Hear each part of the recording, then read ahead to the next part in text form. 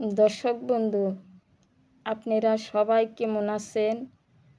আশা করি আপনারা সবাই ভালো আছেন। তাই আমিও আপনাদের দোয়ায় খুব ভালো আছি। আপনাদের পাশে আইছি আমি।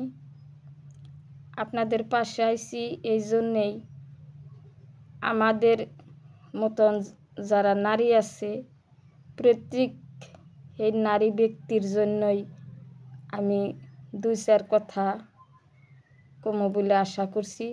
যদি আমার কথা আপনাদের ভালো লাগে, লাইক, শেয়ার, ফলো, কমেন্ট করতে কেউ ভুলে যাবেন না। ধন্যবাদ। আমাদের নারীদের জন্যই বলছি, আমরা এই যে স্বামীর একটা সংসার করতেছি, সব নারী হয়তো আমাগো বাল বাচ্চা হয়েছে, বেড়াবেড়ি হয়েছে, ছোটোর থেকে বড় করে কত আশা করে লালন পালন করে বড় করি, সেও বেটা দেখেন যদি বিয়ে শাদি করাই, এত মহব্বতের ছেলে মেয়ে মা বাবা ভুলে যায়, কিন্তু স্বামী কোনো দিন পরিবার ভুলে যায় না। যদি মন খারাপ দেহে, মনের ভিতরে অশান্তি থাকে, জিজ্ঞেস করব, তোমার কি হয়েছে? তুমি আজকে এইরকম মনটা বেজার করে রইছ, যাও তুমি আর মন বেজার করো না। হয়তো মহব্বতের তোমার বেটা আসাল আজকে তোমার পাশে নাই, আমি আছি তো তোমার পাশে। আমি যতক্ষণ তোমার পাশে আছি, যতক্ষণ আমি বাঁচা আছি, অতক্ষণ পর্যন্ত আমি তোমার দায়িত্ব পালন করব। দেখেন, সেই সরল মনের স্বামীর মনে আমরা না বুঝে কত কষ্ট দিতেছি, সোনার সংসার ভাঙ্গে পরকিয়া করে তার বাদে সংসার চালাইতেছি। এই কাজ কোনো নারী করবেন না, তার জন্য আপনাদের কাছে আমার হাত জোর রইল।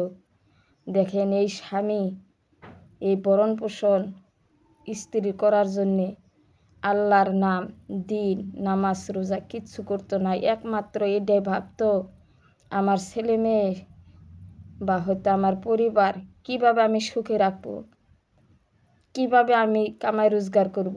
এনি টাইম সেই কাজে সে ব্যস্ত থাকতো, নিজের জীবনের আশা কিন্তু করতো না।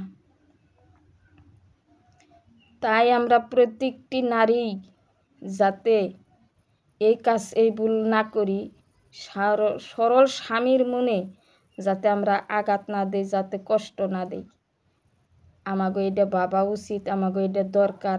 কাজে সবে ভালো থাকুন, সুস্থ থাকুন, সবে যাতে আমরা এই সমাজ জামাত আমাকে নারীদের জন্যেই ভালো থাকুক বা ভালো করে রাখবেন বলে চেষ্টা করবেন, যাতে আমাকে কোনো ভুল পথ, অন্যায় পথ আমাকে না হয়। আমাকে সবে যাতে ভালো কয়, এ ভালো কামনাই করি। এই পর্যন্ত শেষ। যদি আমার ভিডিও ভালো লাগে আপনাদের, লাইক, কমেন্ট, ফলো, শেয়ার করতে কেউ ভুলে যাবেন না। ধন্যবাদ।